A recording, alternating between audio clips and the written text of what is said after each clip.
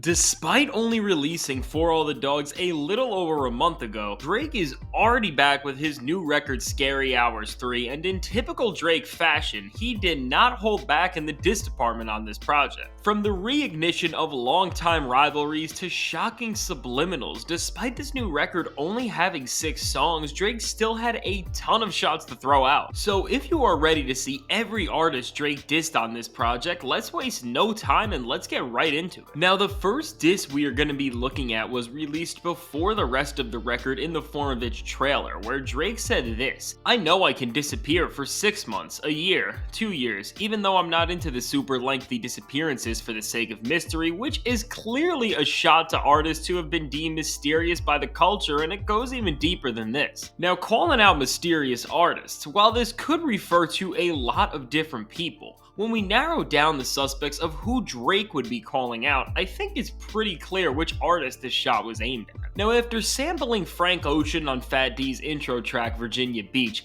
I'm sure he wouldn't bite the hand of somebody responsible for one of the biggest songs off the album, and once you take Frank out of the equation, there is really only one other mysterious artist left who Drake would have a bone to pick with, and this is of course Kendrick Lamar. Now, Drake and Kendrick Lamar quietly taunting each other in their songs is nothing new, but recently, Drake's disses towards him have seemed to take an entire new life. These days, Drake is more focused on calling out Kendrick for his smaller musical output and relatively private lifestyle compared to him and most other superstars in the rap world. For somebody who lives in the limelight and has now released 5 projects in the 2020s alone, it's no shock why Drake is coming at one of his greatest rivals like that, but is it justified? At the end of the day, Kendrick Lamar's creative approach is much different than Drake's, but maybe after this shot he will finally clap back and truly ignite the beef that the two have been in a cold war over since Kendrick dropped Control in 2013. Now, is it likely that we ever see a full-scale Kendrick Lamar and Drake beef at this point? No, but I am still sure that this is far from the last subliminal that we will see thrown from one another.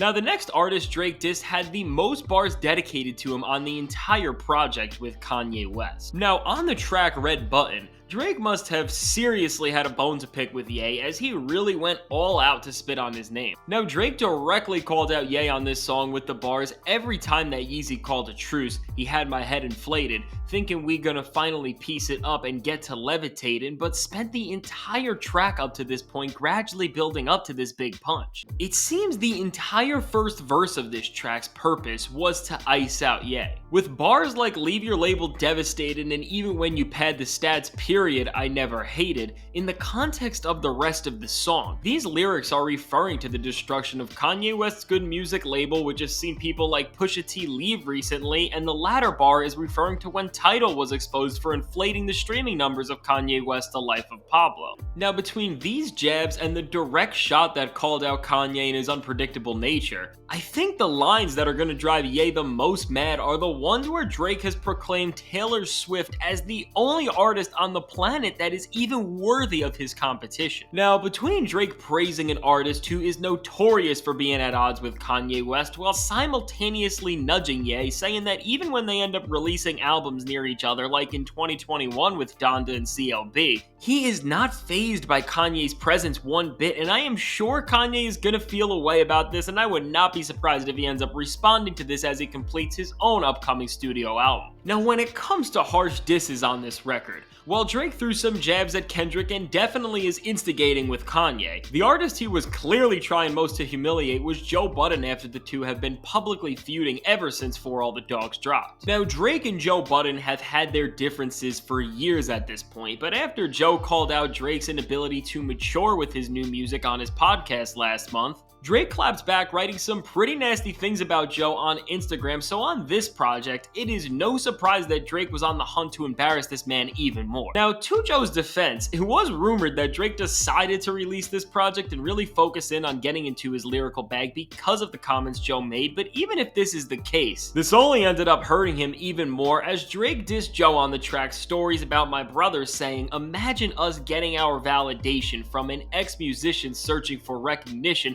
which once again flips the script on Budden, clowning both of his careers. Now, whether you agree with Drake's statements humiliating Joe's music and podcasting ventures, you can't deny that this is a pretty good shot that he got at him, and this may end up igniting an entirely new chapter of their beef between the two if Joe decides to step in the booth and actually respond. Now, when it comes to reigniting beef, after listening to the track Wickman, it feels like Drake is straight up asking for Pusha T for round 2 with these lines. Now, these bars directly play on Pusha T's lines from his Lethal Drake diss The Story of Adidon, where he made controversial bars about OVO 40 and his MS, saying OVO 40 hunched over like he 80, tick tick tick, how much time he got, that man is sick sick sick. And I think the way Drake threw these lines right back in Push's face was pretty damn clever. Now, with this said, saying Pusha T is broke seems like a false claim, unless Drake knows something that we don't. But last time I checked, and you can look this up yourself, Pusha T's net worth is $14 million, and also implying his career is dead by saying he's a statistic is just not true, and it's kinda dumb. Push's last album, It's Almost Dry, debuted at number 1 on the Billboard 200 and was nominated for Best Rap Album at the Grammys, so clearly he's doing pretty well for himself, having some of the most successful years of his career right now. So while this may not have been the perfect shot for Drake based on the actual validity of these claims, I do think that if he was trying to stir the pot and beef with Pusha T again,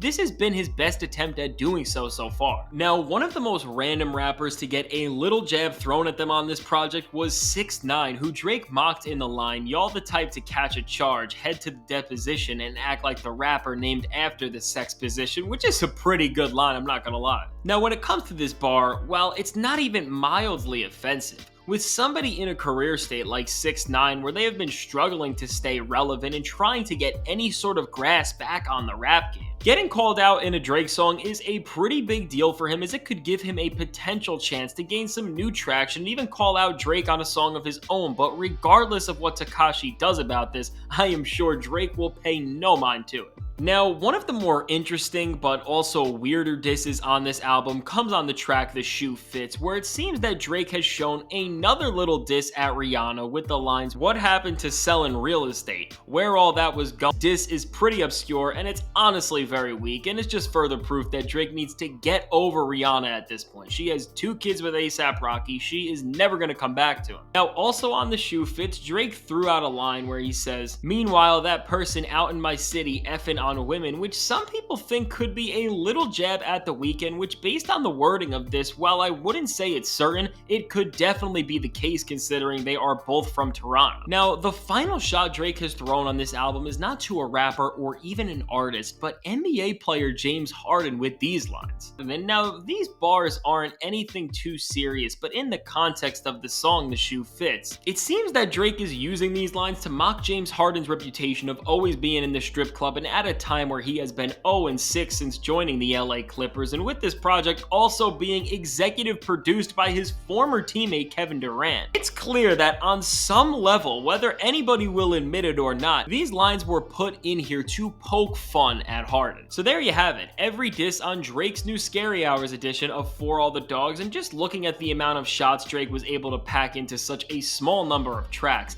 it's clear that he was rapping super aggressively on this project, and it will be interesting to see if MCs like Pusha T and Joe Budden actually decide to clap back at him. To stay updated with everything Drake and hip-hop related, be sure to subscribe. It helps me out a ton, and it's free to do. Thank you for watching. Your support means everything. Mr. F, Fantastic Hip Hop, signing out. Catch you in the next video.